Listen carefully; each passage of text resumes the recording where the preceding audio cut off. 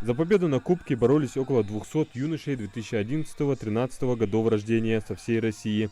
Скромную по численности, но мощную по результатам команду Ингушетии представили всего 5 спортсменов, и 3 из них поднялись на высшую ступень пьедестала. В копилке команды 3 золота, серебро и бронза. Одну из побед одержал Хусейн Беков, победитель первенства России 2024 и финалист первенства России 2025. Астраханский турнир он выиграл чисто, не оставив шансов соперникам.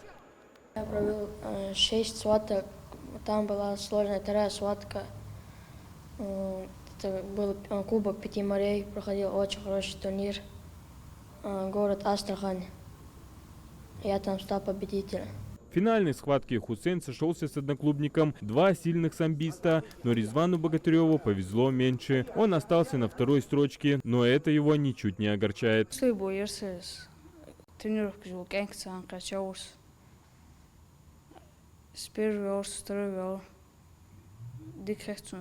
Еще одно золото у Мухаммеда Евлоева. В этом году он уже стал лучшим на первенстве Северо-Кавказского федерального округа. После неудачи на всероссийском турнире спортсмен проанализировал ошибки и сделал правильные выводы. Первенство России Северо-Кавказского ошибки,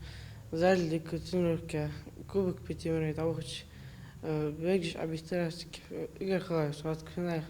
Самую удивительную победу одержал 12-летний Хамзат Хамхоев. Для него эти соревнования стали первым опытом выступления на столь крупном турнире. Но юный самбист не растерялся и с блеском взял золото. Первый я отдыхался.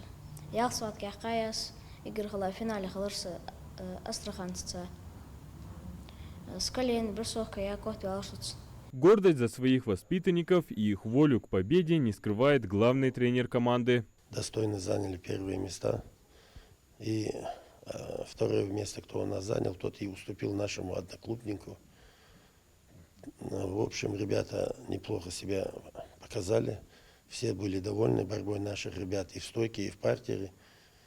Будем еще сильнее готовиться. Но расслабляться рано. Впереди у ребят серьезная работа и новые вызовы. Уже в середине октября их ждет 5-й заключительный этап Кубка 5 морей, который пройдет в Санкт-Петербурге. Адам Гулоев, Сулейман Костоев, Магаз 24.